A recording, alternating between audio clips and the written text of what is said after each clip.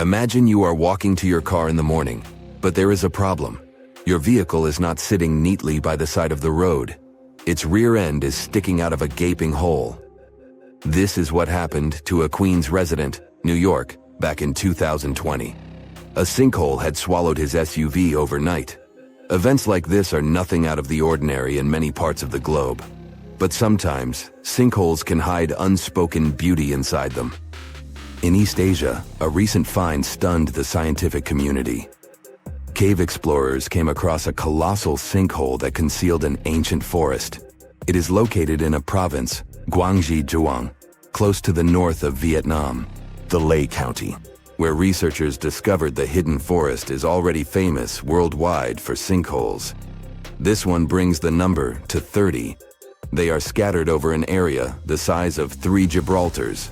This is just 1/10 of the total number of sinkholes in the whole country. The name Tiankeng for these large holes in Earth's surface translates as sky holes or heavenly pits. The dimensions of the new sinkhole are impressive. It is over 1,000 feet long, and it's pretty deep too. You could fit the Great Pyramid of Giza 1.5 times inside it. The sinkhole's total volume matches that of 2,000 Olympic swimming pools. The exploration team had to hike for hours to reach the bottom. It was all worth it in the end.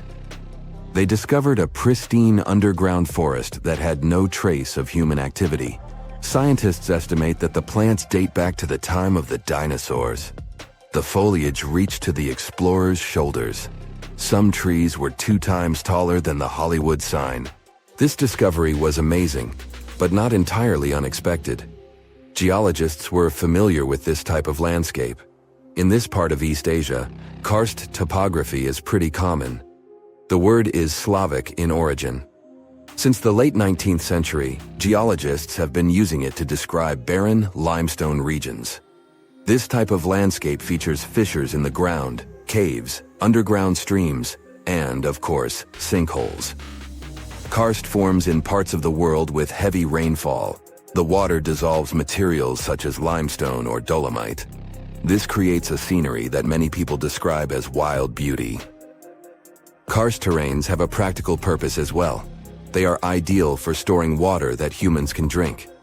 Around 700 million people around the world use these karst aquifers as their primary water source. In the United States alone, 40% of the groundwater used for drinking comes from them. Springs of Florida and the Mammoth Cave in Kentucky are just some of the most famous karst areas. Geologists classify around 1/5 of the U.S. land surface as karst. This type of terrain exists on other continents as well, in the Caribbean, Europe, Australia, and Asia. Due to local differences in climate and geology, karst doesn't appear the same everywhere. In the Spanish province of Malaga, the landscape consists of barren rock. This is what the karst regions of Italy, Slovenia, and Montenegro also look like. In East Asia, the landscape over the karst is green. This is because of the humid tropical climate. Sinkholes and cave entrances are usually hidden behind lush vegetation. The region's unique appearance got it inscribed on the UNESCO's World Heritage List in 2007. The world's second most populous country is home to 2/3 of the planet's natural occurring sinkholes, Tiankengs. They start to form when rainwater seeps into cracks in the limestone. Over time, the gaps widen as more and more material is washed away. At one point, the ground above the limestone becomes unstable. The end result is the collapse of the surface layer. This happens suddenly and without prior warning signs. Once a hole forms in the ground, water starts filling it up. Another way for a sinkhole to form is the existence of an underground cave. Its roof can collapse. The shape of such sinkholes resembles a funnel. It is wider at the opening on the top and narrower near the bottom of the pool. The most famous of these sinkholes are cenotes. They occur naturally on the Yucatan Peninsula in Mexico. The region is home to more than 2,000 cenotes. They are all former caves whose roofs had collapsed at some point in time, and they are filled with fresh water. The local people have been using them as water sources for thousands of years. The ancient Mayas gave them mystical symbolism. For them, the cenotes were passageways to the other world. In reality, They are just a feature of karst terrain. Sinkholes that form in regions with abundant rainfall and limestone beneath the surface soil. The depth of a sinkhole can vary significantly. The smallest are barely 3 feet deep. When it fills up with water, it turns into a pond. A large lake can form in the place of a large sinkhole. One example is the Red Lake in Croatia. The most impressive thing about it are the steep cliffs that rise above the lake. They are nearly 800 feet tall. The world's biggest and deepest sinkhole, Xiaoshai Tiankeng, lies in the vicinity of the Yangtze River. The outside world discovered it only in 1994. The hole is so deep that you could stack up 7 statues of Liberty inside it. During the rainy season, a waterfall cascades from the pit's mouth into a cave system at the bottom. But not all sinkholes fill up with water. This was the case with the newly discovered giant sinkhole in Asia. It developed its own ecosystem. The high humidity and low temperature inside it were perfect for plant life to thrive. The very bottom of the hole is connected to an underground water flow. Scientists discovered 72 species of rare wild plants in the area. They are in danger of disappearing on the surface, but inside the sinkhole, they have found the perfect conditions for growth. The enormous opening in the ground is essentially a wildlife refuge. This was confirmed in 2021. That's when biologists discovered 2 species in the Yunnan province that they previously thought had gone extinct. Who knows what other animal and plant species are still hiding in there? Exploring these underground cave systems can be quite dangerous. They are often home to venomous snakes and mosquitoes. Even descending into a sinkhole is perilous. The cliffs are steep and stones are often very sharp. That's why the exploration of sinkholes in Asia is going slower than research would like. The sinkholes I've mentioned so far have all formed naturally. Erosion is the main process behind their creation. But the ground can also open because of human activity. Everything from a construction site to a leaking sewer pipe can cause the earth to give way. Sinkholes in urban areas pose a risk to infrastructure. One of the most famous examples of this happened in Japan in 2016. A busy street in downtown Fukuoka collapsed near the main train station. The sinkhole severed power lines and pipes that lay underground. Luckily, no one was injured. The diligent Japanese engineers repaired the damaged road section in just 48 hours. The biggest issue with sinkholes is that you never know when and where they are going to open. The best tool that geologists have for detecting underground cavities is ground-penetrating radar, GPR. It resembles a land mower. The operator goes up and down a troubled area to scan the ground underneath. The radar sends out impulses that detect any contrast between different materials.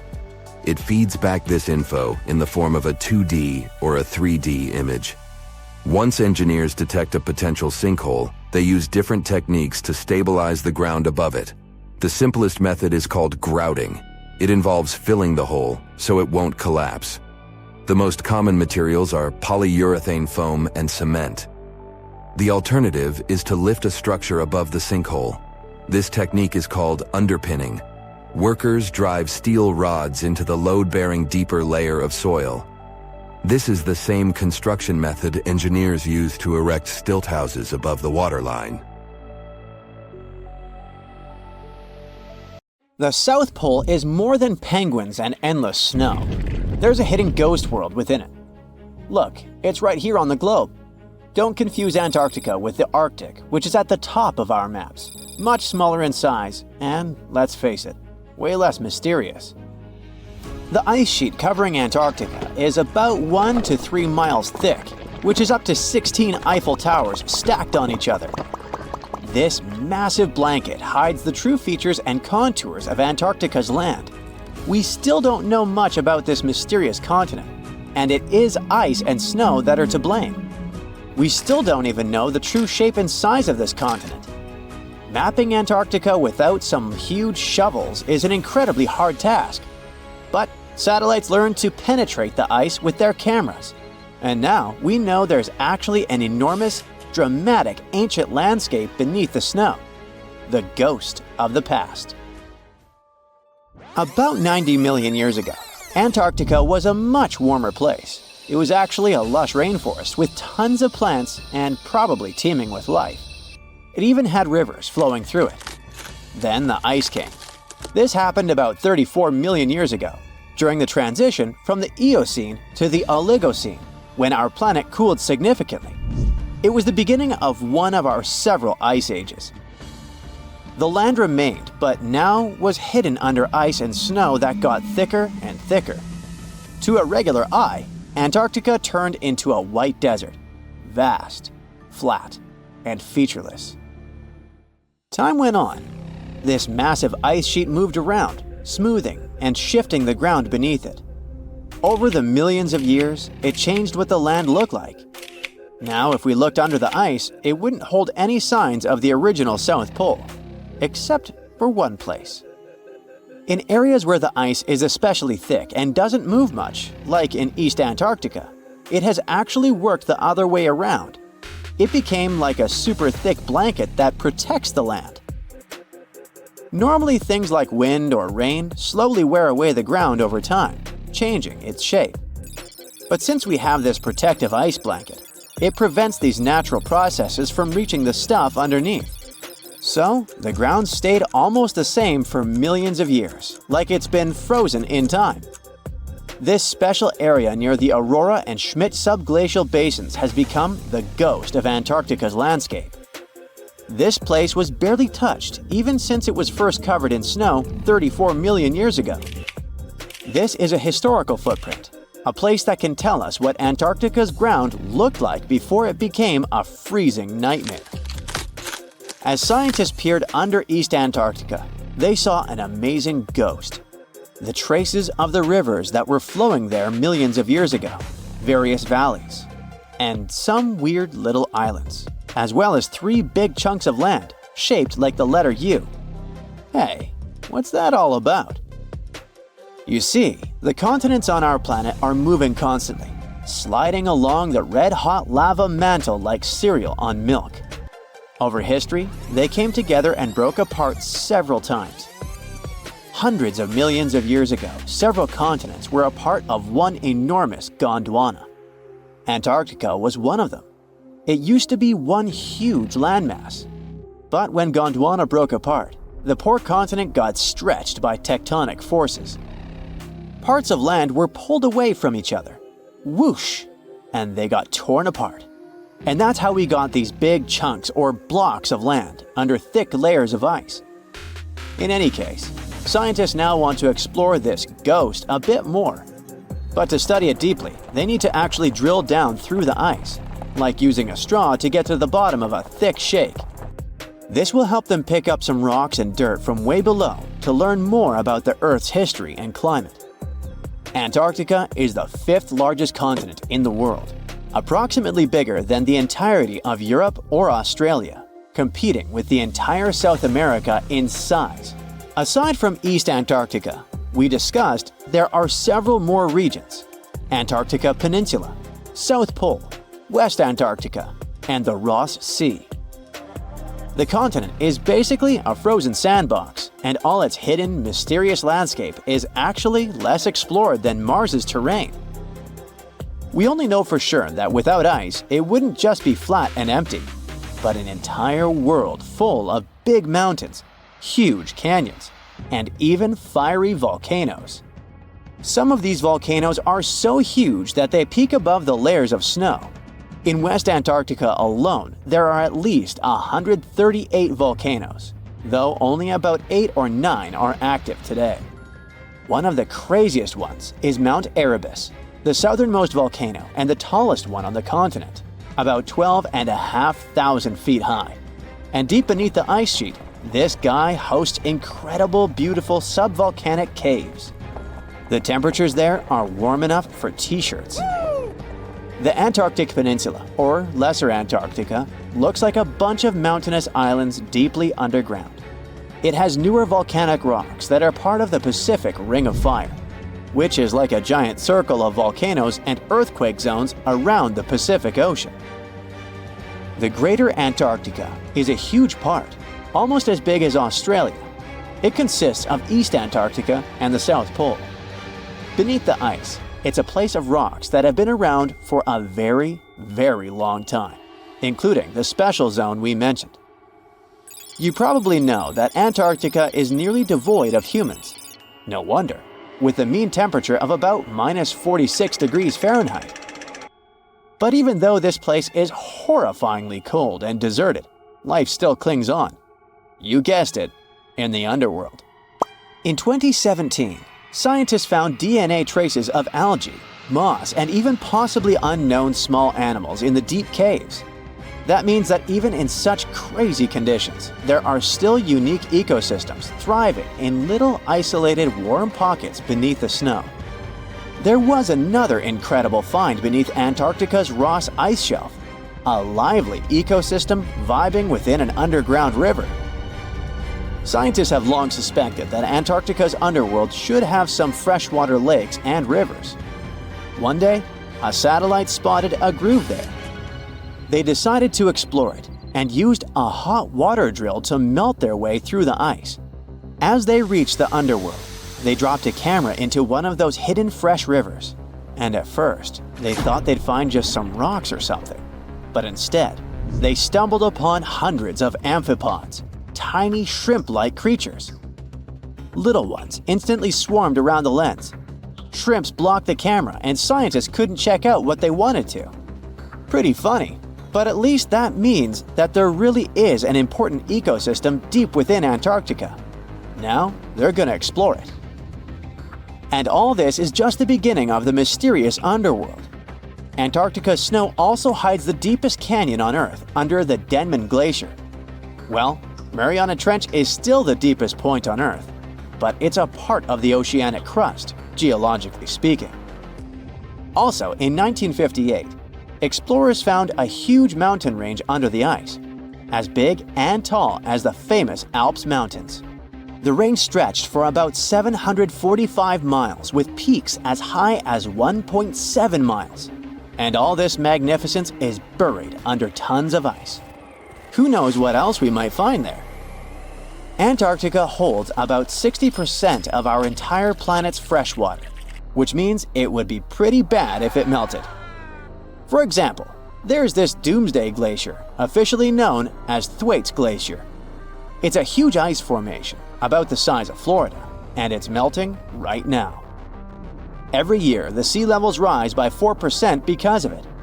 If this guy melts away completely, the sea levels all around the world will increase by 2 feet, which might not sound like a lot, but it would be catastrophic for coastal areas. Luckily, researchers have found that even if its ice shelf were to collapse in the next 50 years, the glacier itself wouldn't retreat as quickly as they feared. It's still losing ice rapidly, but it would be quite a slow process. This just in, the world's oldest pyramid was built during the last ice age. And I'm not even talking about Egypt. I'm saying our ancestors might have spewed a 27,000-year-old pyramid in West Java. Gunung Padang is not exactly shouting pyramid. It's more of a mound with huge scattered stones tossed all over it. But local people seem to revere it, and they have for centuries. It wasn't until recently that the Indonesian authorities decided to excavate a bit deeper to see what all the fuss was about. They ended up finding the remains of a human settlement. It was rather unexpected, since the mound is pretty high up. This excavation could only prove there were humans in the area as far back as 45 BCE, which sounds reasonable.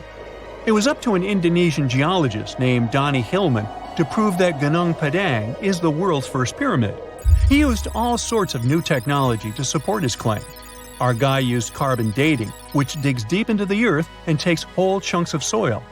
He found layers and layers of constructions, like he was digging up Rome and finding ancient buildings buried in the ground. His research proved that there had been caverns and even rooms down there, which could only mean one thing: humans. As for the rocks located up in the mound, they were most likely strategically placed by the people who lived there back in the day. They needed a place to meditate, so they arranged things in a harmonious way. Their smooth surfaces wouldn't be the result of years of erosion, but the works of great sculptures, the Michelangelos of their day, let's say. If this is all for real, then human civilizations began way before we think they did. Our ancestors, the Paleolithic humans, didn't have what it took to be considered a civilization, especially not the tools and knowledge to build pyramids. They needed a lot of masonry skills, which weren't all that available during the last ice age. His peers don't share this view, though. They could believe Hillman's theory if he had found evidence such as charcoal and bone fragments, but he didn't.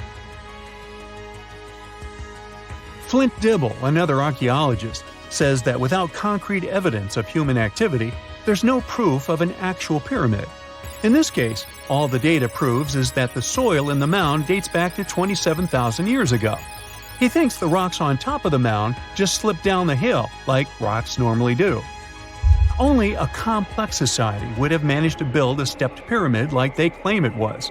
But according to Bill Farley, an American archaeologist, there's just no reason to believe there were any settlements in Indonesia during the last ice age. Now, just so you know, the oldest known ancient society with this kind of knowledge is probably 11,000 years old and used to occupy the region of modern-day Turkey. Take a look, Turkey's Göbekli Tepe. It's also not a pyramid, but it's the oldest monolithic construction made by humans. Back in the Neolithic period, a lot of people settled there, and there are proofs for it. For example, the walls there are covered in ancient drawings of clothing and wild animals. Until recently, the title of the world's oldest pyramid went to a three-sided construction known as the Djoser Pyramid in Egypt. Djoser is located just a few miles south of the Giza complex in a town called Saqqara. It made its way to popular culture more than once. In the 18th century, it became a common feature in European paintings. Young men from the cultural elite did a grand tour around the world, and Saqqara was at the top of their list. It was also featured in the video game Assassin's Creed, with a digital representation way more accurate than many historical drawings of the thing. That was kind of a big deal in ancient Egypt, to build pyramids for kings to spend their afterlives. And if you thought the Khufu pyramid was the oldest one in the world, well, Djoser was built 70 years ahead of that time. The development of new technology has allowed archaeologists to make groundbreaking discoveries, and a new, or should I say ancient pyramid in South America might win the title in dispute. It turns out that pyramids were also pretty fashionable in the Americas in the old days. Among them are the iconic pyramids of Guatemala's Tikal temple complex, the same ones that appeared in Star Wars No. 4. But to find the oldest pyramid in the Americas, one would have to travel to Peru. Deep in the Peruvian desert, archaeologists stumbled upon a sprawling ancient metropolis known as Caral. At first, researchers believed that the settlement was pretty recent, since the site was way too complex for ancient technology to handle it. As we said, Caral is a desert town, like Las Vegas, but without all the hoopla. This means no easy access to water. And for cities like these to thrive, they need a considerable irrigation system, which leads us back to complex technologies. The Peruvians surprised us all with this new discovery. This site was huge, filled with an amphitheater, houses, and religious buildings. The whole thing probably sprawled through 370 acres. And when scientists went to test their initial hypothesis using radiocarbon dating, they found that the city probably sprung around 2027 BCE. On the site, archaeologists found 6 pyramids that could possibly predate the one in Saqqara.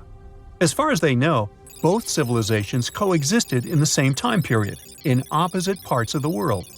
But since researchers can't pinpoint the exact age of Caral's pyramids, it's pretty hard to guess which civilization completed their pyramid first.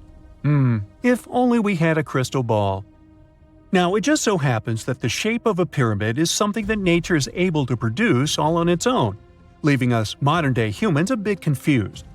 A classic example is the Japanese site of Yaonagani, which also goes by the name of Japan's Atlantis.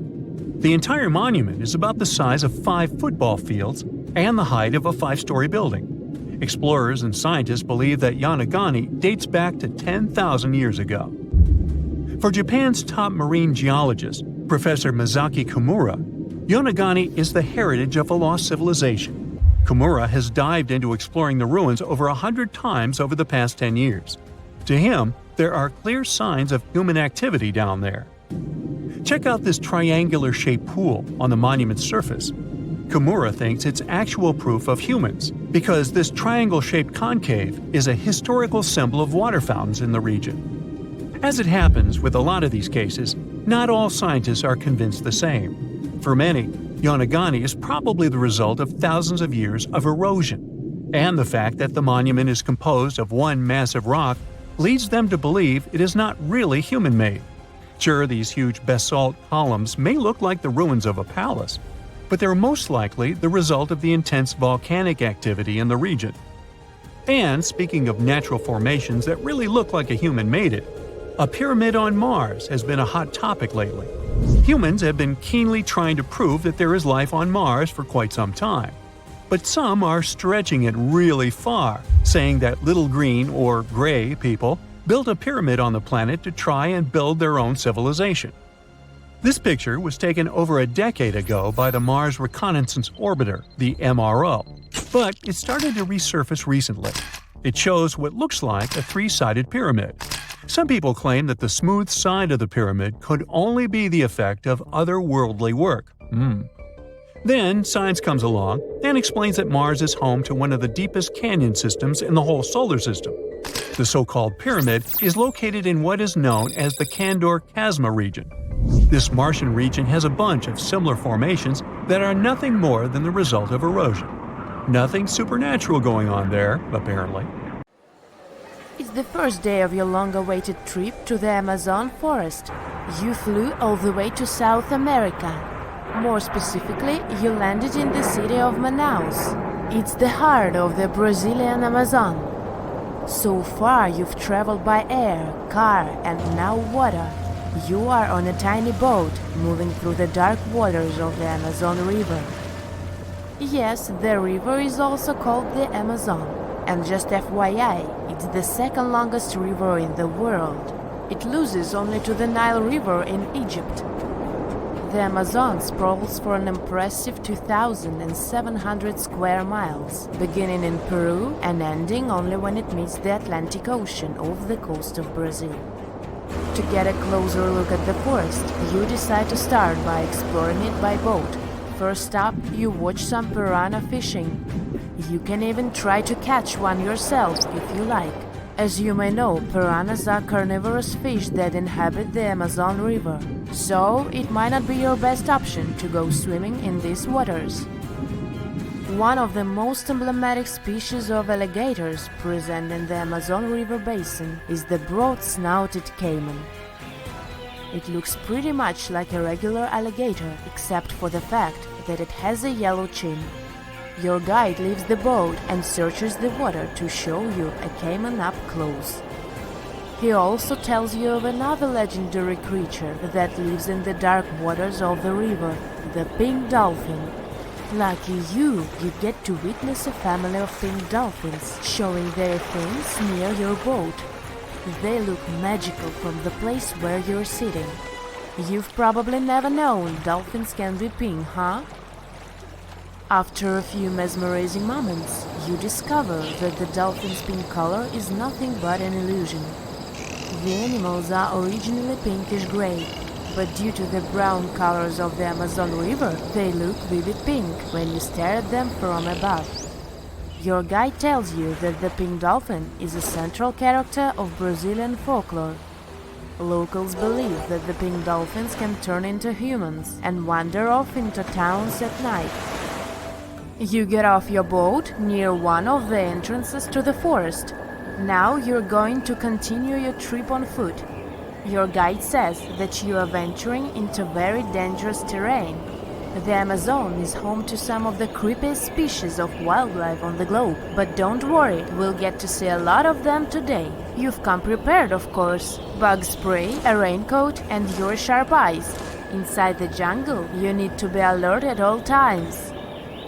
You may have heard legends of the anaconda, a snake that can swallow animals as big as a cow in one go.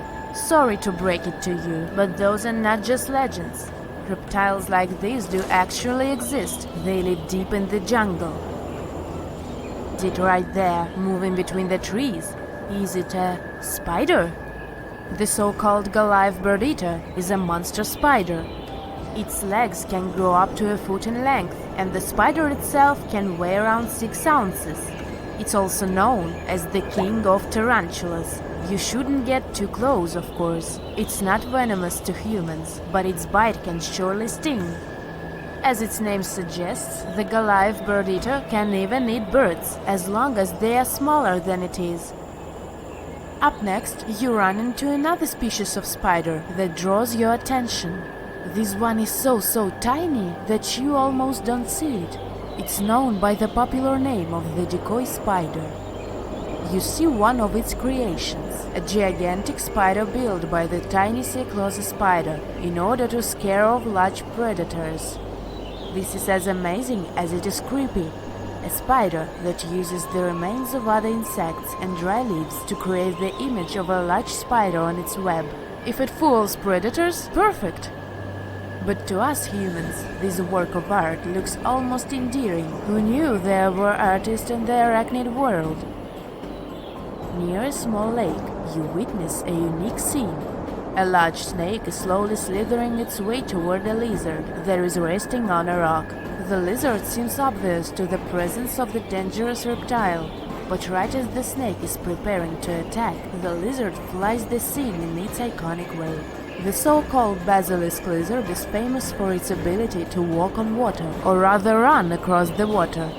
This isn't an illusion, just a matter of balancing. The small lizard moves its legs on top of the water very fast, while its long tail serves as a counterweight. I wish I could do that. If you've ever wondered what a frog looks like on the inside, you've come to the right place. Right in front of your eyes, there is a rare local species of frog. It's known as the glass frog. This species of amphibian has a type of transparent skin that is completely see-through. In other words, you can see the frog's interior with astounding clarity. It's as if you had X-ray vision. Moving on with your journey, soon you come across a pond. Floating on its water is probably the biggest water lily you've ever seen in your life. These huge plants are also known as the Victoria Amazonica. They can measure up to 8 feet across and hold the weight of a grown-up person. But I wouldn't recommend trying to climb on it if I were you. Just cause, you know, it's the Amazon forest we're talking about. The wildlife here is amazing, but the forest itself is also a sight. There are over 80,000 species of plants and trees grown in the Amazon rainforest. In fact, you can find 10% of all the world's wildlife in this jungle. An estimated 400 billion trees grow on the gigantic area the forest occupies. Of course, this place is bound to be biodiverse, right? You won't be able to witness this phenomenon during your trip, but your guide tells you about a unique species of tree that is famous for being able to walk. Yep, you've heard correctly. There are walking trees in the Amazon rainforest. They don't have legs or anything like that, but they do move around in search of better lighting conditions. The Amazon canopy is so thick that only 1% of sunlight can reach the forest floor. Because of this, some trees end up getting less sunlight than others. The so-called walking palm trees seem to be adapted to this situation. They grow new roots, which helps them move for 1 to 2 inches per day. They can walk up to 65 feet per year. Maybe that's what inspired John Ronald Reuel Tolkien to create ants, huh? Those are pretty similar tree beings that roam freely around the world. I kid you not, it's not only wildlife that inhabits the Amazon. Actually, over 30 million people live in the forest. And there are also ancient settlements that scientists believe to have been thriving there. And I'm not talking about El Dorado, that's just a myth. But in 2018, a groundbreaking study showed that up to 1 million people probably inhabited the Amazon between 1250 and 1500 CE. Can you imagine that? Working alongside local indigenous people, researchers from the University of Florida found several mounds in the Amazon. Besides these mounds, they also discovered interesting ditches and geoglyphs. After mapping all of these recurring mounds, scientists understood that this was a sign of an ancient settlement. They found remnants of carefully designed walls centered around plazas. This could only mean that these ancient cities were big and could host hundreds of thousands of people. These findings brought back the idea that the Amazon could have been home to thriving civilizations way before the Europeans arrived there. But rather than cities drenched in gold, they were simply well-developed agricultural societies. Tunnels, metro, underground systems, and even secret passageways to the houses of the rich and famous. Why else do we need tunnels, you may wonder? To hide. Many cities have underground tunnels and even underground doppelgangers. Now let's make it clear. Those passages are normally not connected, contrary to the popular rumor claiming that it was possible to get from Scotland to Turkey using underground passageways built around 5,000 years ago. I mean, it sounds insane even today. Imagine building it back in the day. These tunnels have an official name, the Erdstall tunnels, and they were most likely built in the Middle Ages. However, we still don't have the exact information about the date. The highest concentration of those tunnels are in Bavaria, Germany, but there are many of them in Great Britain and France too. Erdstall tunnels, a unique type of earthen passage found globally, are characterized by their narrow, oval-shaped corridors and tight choke points, known as schlups, or slip-outs. Despite speculation, their purpose remains a mystery. However, some of those tunnels have fireplaces and even vents, which might mean those were used primarily for shelter. Dating back to the Middle Ages, possibly as early as the 12th century, Erdstall tunnels lack archaeological signs and historical records, so it's not a surprise that there are many rumors about their use. Some scientists are sure those were storage spaces, though their narrowness makes this impractical. Another idea is that they provided hiding spots for farmers during tribal raids. However, their single entry point raises doubts about their effectiveness in evading threats. Now, if you're feeling like Indiana Jones and want to venture into those tunnels, you're in luck. A few structures, like the Erdstall Radkobluken in Austria, welcome visitors to explore these enigmatic structures. Most of them are closed to the public eye, though. The origins of Erdstall tunnels remain largely unknown, just like their real functions. And if you think, hey, it's the 21st century here, we can study pretty much everything, well, you're wrong. What makes these tunnels hard to study are the tight confines. Traditional surveying methods often prove inadequate in such spaces. To solve this problem, scientists use a handheld device that integrates an RGB camera, a gyroscope, and high-resolution depth sensors, allowing them to capture intricate details of the tunnels. They also use modern techniques like 3D surveying in hopes of uncovering the true origins and purposes of those tunnels. One hypothesis even suggests they may have been poorly conceived dwellings, abandoned when their inadequacies became apparent. Still, not everyone quite agrees with this idea. Other theories suggest they served spiritual purposes, while the most intriguing idea speculates that those tunnels may be remnants of extraterrestrial civilizations. Experts believe they may have been used for practical matters, such as granaries or hiding spots from looters. As we don't have exact info on who built it and when, it may be pretty much anyone, even a sloth. Nope, I'm not a lunatic. Sloths can build giant tunnels. Check this out. In 2009, a farmer in southern Brazil was driving his tractor through a cornfield when it suddenly sank into the ground.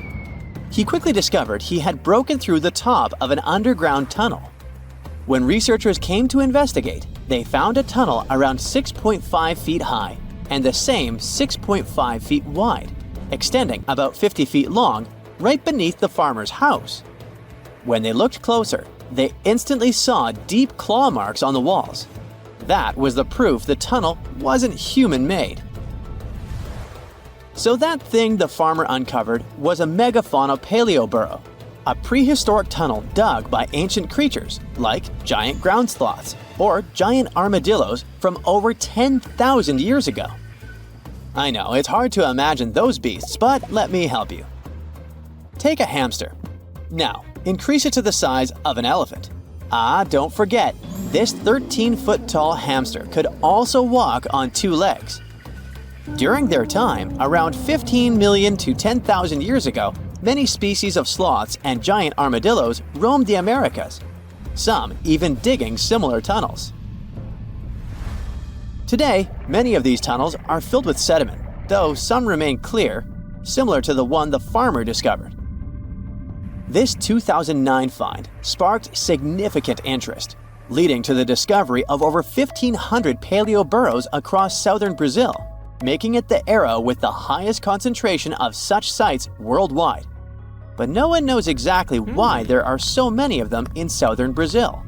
While some Paleo burrows exist throughout South America, none have been found in North America, which is weird since those huge sloths roamed the entire continent. The exact purpose of these large tunnels remains a mystery, but scientists believe they may have served as nursing spaces, temperature regulation, or hibernation areas. Tunnels likely developed over centuries as successive generations of sloths and armadillos expanded them. Now, let's take a look at fugus. No, not the Japanese fatal delicacy, and no, not a town in New Guinea. To see them, we gotta travel to the UK. So fugus are underground structures too, but they don't look exactly like tunnels. They are dry stone structures. They look as if a cave had been decorated with stones from the inside. There are only around 15 of them found so far, and most of them are located in Cornwall.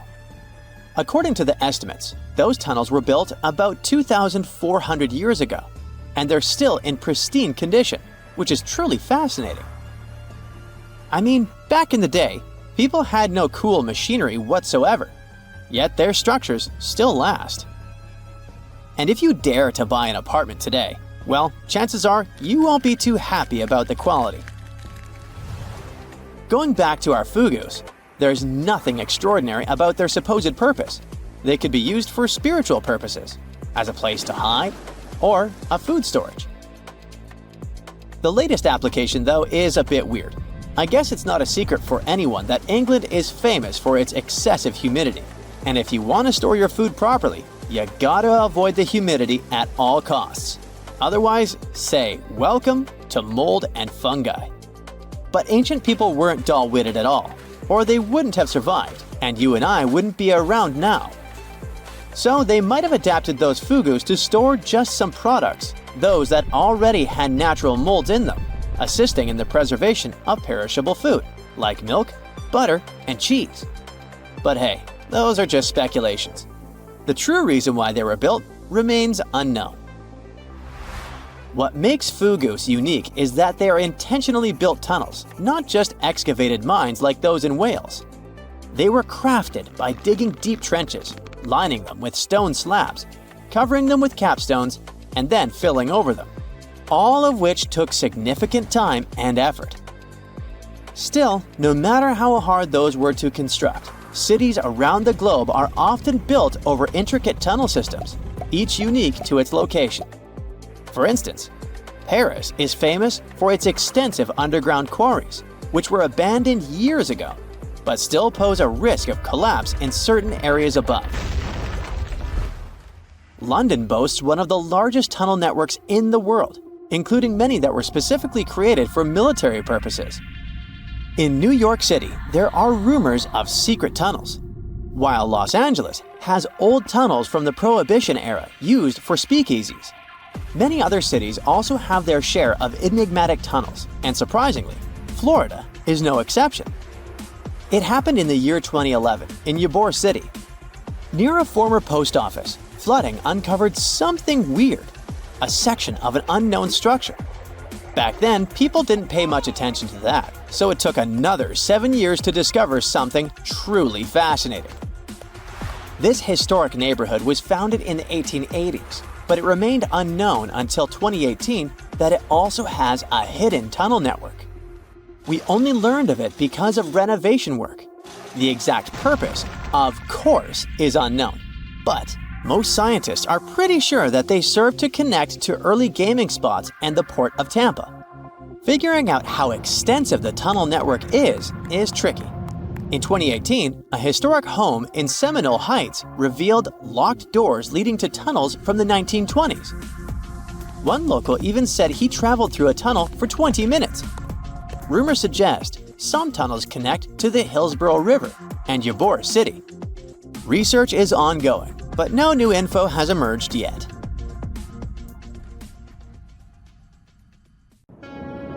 You know, scientists make discoveries that change the world, but even they can face mysteries. Here are 10 things that have baffled scientists. Imagine that you constantly hear a low-frequency hum, and no one can trace its source. Roughly 4% of the world's population hears the hum. It's a geography-free sound. I mean, people all around the world hear it, so the name varies from Tao's hum to Auckland hum, depending on the region where it gets generated. The sound is just on the threshold of human hearing. People hear it less when they're outside, and it gets louder indoors, especially at night. What's even scarier is that you cannot unhear it once you've heard it. Some folks say it started in London around the time of Charles Dickens, who wrote A Christmas Carol, and the low-frequency sound actually comes from the humbug. Or not. Actually, the earliest cases were recorded in Bristol, UK, dating back to the mid-1970s. Scientists have various theories about where the hum comes from and why only some people can hear it, yet they don't have a clear answer. It could occur when ocean waves move along the ocean floor. They shake the Earth when they collide with continental shelves. Or this might be happening because of volcanic eruptions and earthquakes. Oh, and how about ultra-low frequency radio signals used to communicate with submarines or even 5G? Upsweep is another type of unidentified sound. It was discovered in 1991 in the Pacific Ocean. The sound is high enough to be recorded throughout the ocean. Scientists theorize that the sound could be related to underwater volcanic activity. Interestingly, the volume of the sound has been diminishing compared to its volume when it was first discovered, yet it still can be detected. Plus, it's seasonal. It reaches its highest volume in spring and fall. Is it related to seasonal changes? No one really knows for sure. The next mysterious thing is a cone-shaped monument found in the Sea of Galilee in Israel. This monument was discovered accidentally by sonar scanning in 2003, but the findings were published only in 2013. The monument weighs 60,000 tons. It was once submerged by rising waters. Archaeologists say the monument is enigmatic because they can't figure out where it's from. They don't know what it's connected to or its function. So this big and unusual thing remains a mystery. Now let's move to Göbekli Tepe, Turkey. This place offers you one of the most archaeologically significant sites in the world. Why is it important? Well, it has massive carved stones about 11,000 years old. To put it in perspective, they're 6,000 years older than Stonehenge. Ancient people placed these stones before they began farming or crafting metal tools or pottery. So the existence of this place goes against the chronology of civilization we're familiar with, where people farmed first and built second. Apparently, it wasn't like that. In any case, a good question is, what was the purpose of this site? Was it built to worship some spirits? Yep, archaeologists believe it might be the world's oldest temple. Okay, say this with me. Paleodictyon notusum. Yeah, I know it sounds like a chemical formula. This is a living fossil found deep down on the ocean floor. A creature makes these hexagonal burrows, that for sure. Yet scientists can't identify the artist. Now, what do I mean by living fossil? Well, Paleodictyon notusum is a creature believed to produce a burrow, nearly identical to Paleodictyon fossils. Is it a worm-like animal that made them? Scientists don't know. One thing is clear, this isn't some random stuff created by geological forces. Now, speaking of fossils, take a look at this giant one. Its informal name is Godzilius. It was discovered in 2011 by an amateur paleontologist This is a scientist who studies the history of life on Earth by analyzing fossil records. Anyway, back to Godzilius. It's almost 7 feet in length and 9 feet tall if you were to measure it upright. This fossil is 450 million years old, coming from the time when Cincinnati was underwater. It might be a fossilized algae mat, but some scientists have different opinions. This is a massive tunnel found in South America. The tunnel is at least 8,000 to 10,000 years old. At first, researchers discovered a couple of colossal burrows. They were enormous and neatly constructed. Geologists were amazed, saying they had never seen such structures before. There's no known geologic process to explain their formation. I mean, researchers have known about the burrows since the 1930s, but back then they believed that these tunnels were just some sort of archaeological construction, until they discovered huge claw marks on the walls and ceiling. They reasoned that some extinct species could be the ones to have left these marks.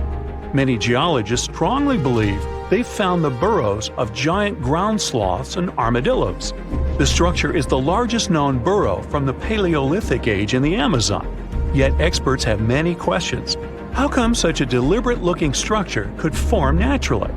A researcher then discovered another strange cave. This one was hundreds of miles away from the massive tunnel. Fast forward, there are now more than 1,500 burrows from the Paleolithic age found in Brazil. What's even more interesting is that some of these caves are connected to tunnels that sometimes lead to chambers. I'll continue with a natural phenomenon. What if I told you that every year, especially in October, fireballs appear on the Mekong River in Thailand? According to legends, Naga fireballs are a call for Buddha to return to Earth, and river serpents are the ones making these calls. Well, that's a myth, but what does science say about it? Is it related to a flammable gas? There are no clear answers yet. These fireballs appear to rise from the water. They can go as high as almost 990 feet.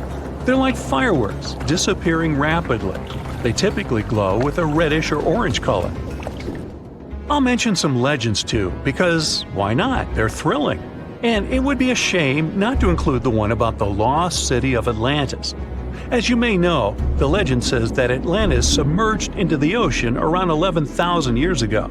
Since then, not just scientists, but also treasure hunters and philosophers have been searching for the lost world. Could Bimini Road be a trace? In 1968, a diver found strange stones off the coast of North Bimini Island in the Bahamas. The stones look human-made. It's like they were evenly spaced out and laid in an orderly row. It baffled scientists, but not for long.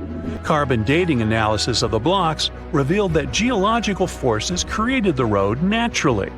There weren't any tool marks or signs indicating that the blocks had been stacked or something. The research is continuing, but yeah, scientists generally believe that the rocks were created by erosion. Well, I guess the time of Atlantis hasn't come yet. Okay, picture this. You're wandering on the beach, and you see dozens of octopuses walking past. In 2017, a group of people from Wales witnessed exactly this. Why did these creatures come out of the ocean? No one knows the answer. The group reported that they had seen 20 to 30 octopi crawling on the sand.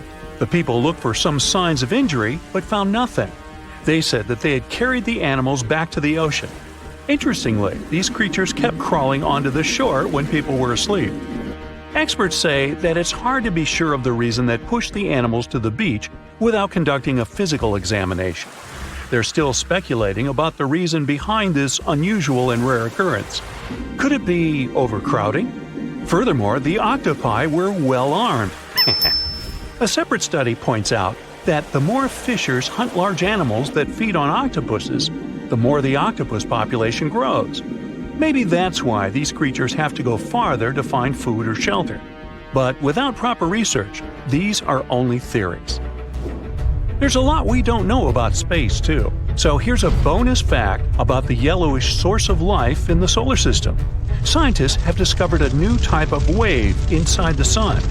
These waves move in the opposite direction to the sun's rotation. Plus, they move super fast, so fast that it's beyond our understanding. Researchers have different theories about the function of the waves. If they figure out their role, this could give them additional insight into the processes happening inside the sun. And yes, the octopi were well armed. A comfortable abode with a gorgeous view of the Mediterranean Sea will serve as a perfect rain shelter. Well, this is what a real estate advertisement might have looked like for Neanderthals 100,000 years ago. Welcome to the weird and wonderful caves you could live in, or not. Of course, back then, neither real estate and advertising had been invented yet. Never mind the fact that Neanderthals couldn't build houses and often lived in caves. Yet, one of those caves looks an awful lot like a residential building. It's situated inside a high limestone cape called the Rock of Gibraltar. If the Neanderthals had had an economy, the caves inside this rock would have cost a bundle. Navigators discovered it in 1907. They just spotted a big hole inside the fortified rock. For many years, scientists have studied this place and found some traces of Neanderthals. They discovered ancient tools in the cave and bones of old animals. But the coolest thing was, they found 4 caves inside the rock. It was like a residential complex. Neanderthals lived alongside neighbors and helped each other hunt and fish. They created feather decorations and painted abstract drawings on the walls. Imagine our ancient predecessors hanging out in these caves 100,000 years ago.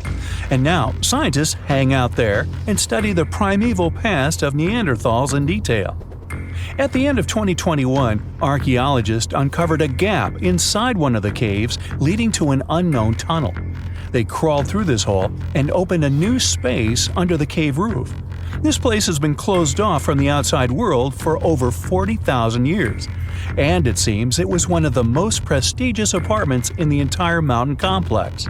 It has high ceilings with ancient stalactites. The ruined stone curtains divided the apartment into several rooms. Scientists also found the remains of ancient animals and scratches on the walls. It seems that Neanderthals had never lived here, but they used to visit this place. Archaeologists found the shell of a sea snail called dog whelk. One of the Neanderthals brought it here for some reason, but the primary owners of this place were hyenas. These caves show that Neanderthals were closer to humans than to monkeys. They had a way of life and even some customs. There's still a lot of work ahead, and scientists hope to find new rooms inside this rock. Meanwhile, in 2003, archaeologists discovered another early dwelling on the Isle of Flores in Indonesia. Among the green jungle, they found a cave with ancient tools. At first, everyone thought the human ancestors lived here, but then scientists discovered an unusual skeleton of an adult. A thorough analysis showed the skeleton belonged to a 30-year-old woman, 3.5 feet tall, just above the waist of an average adult. The woman's weight was equal to the weight of an adult shepherd. The skeleton didn't belong to Neanderthals or Australopithecines. It was a new unknown species, which scientists called Homo floresiensis, or simply the Hobbit.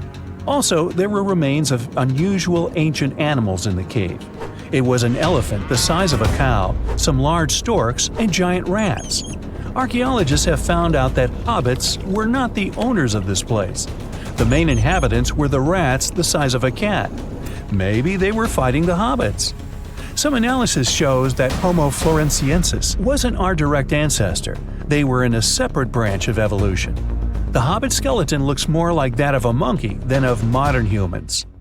In 2009, in the dense jungle of Vietnam, archaeologists discovered Son Don, the largest cave in the world. If you go inside the cave and shout, you'll hear your echo a long time. In some places, the height of this cave reaches half the height of the Empire State Building, and the total area is larger than one central block of New York. Son Don is one of the 3 caves in the Vietnamese jungle. Many intricate mazes connect these caves. Inside, you can find unique plants and trees that live separately from the outside world. It's a real underground jungle. In some places, you can find collapsed ceilings that let the sunlight in. Besides unusual trees and plants, ancient stalactites hang there. Some limestone deposits are more than 450 million years old. They were here even before dinosaurs appeared. There are also many rivers in the cave. Rainwater coming down from holes in the ceiling has formed them. Fast streams resemble slides in a water park. They lead to unknown underground labyrinths. Scientists have studied only a small part of all these caves. The next unusual cave is in New Zealand. Hundreds of thousands of fireflies live inside. Each of them glows with a blue light. Together, they light up the cave. It may seem to you that you're on another planet, but you can't stay there for a long time. Special air measuring devices are everywhere. Scientists monitor the level of carbon dioxide necessary for the normal existence of fireflies. These insects are sensitive to the environment. If there are many people in the cave, or they stay there too long, the park staff will ask them to leave the place. It's like you're literally stealing oxygen from the fireflies. We've seen some pretty amazing caves so far, but how about a scary one? We're going to the desert of Yemen's Al-Mara province. What we're looking for is not a cave, it's just a black hole in the ground, right in the middle of the desert. It's big, the size of a basketball court. It's not its size that could scare you, but what's inside. Scientists are still not sure what it is. From the depths of this black abyss, a disgusting smell of rotten eggs constantly comes out, and sometimes you can hear some strange, frightening sounds. The blackness of the giant hole in Yemen absorbs all the sun's rays, so you won't see what's there even with a powerful flashlight. People flew over this place by helicopter. They filmed using drones and the most powerful lenses, but they didn't catch anything except darkness. It looks like a big ink spot in the middle of golden sand. The locals are afraid to approach this place. They believe the cave leads to another dimension where evil creatures live. At the moment, the giant hole in Yemen is one of the most poorly studied and mysterious phenomenon of nature. How did it appear? How old is it? Where does it lead? Scientists are trying to find the answers to these questions. There are theories that the hole appeared because of construction work. Geologists drilled the soil nearby in search of minerals. It could have caused fluctuations in the Earth's crust and collapsed the surface. But no one can prove this theory, yet. And now, imagine a place where sunlight has not penetrated for more than 5 million years. There's little oxygen, and it's cold and damp. Still, life is born in this place, not only microbes and bacteria, but also something bigger. The living conditions in this cave are very different from the usual ones, so, in a sense, this cave is like another planet. It's the Movil Cave in the southeast of Romania, near the Black Sea. The entrance is a small hole in the ground. Inside, a tunnel leads deep below the surface. The levels of hydrogen sulfide and carbon dioxide are above normal inside the cave. The air here is half as much oxygen as on the surface. People can't be here without an oxygen mask, but other creatures living here can. The cave is home to 48 species of living organisms. 33 of them are unknown. Here you can meet some unusual insects, white snails and white spiders, millipedes with huge whiskers, transparent shrimp, and unique species of leeches. They all live here thanks to the little bacteria autotrophs. They absorb carbon dioxide and release food particles. Bacteria feed on it. Other larger organisms feed on these bacteria, and some bigger organisms eat those little ones. In the end, everyone gets food. In this cave, evolution has created a biological system separate from the rest of the world.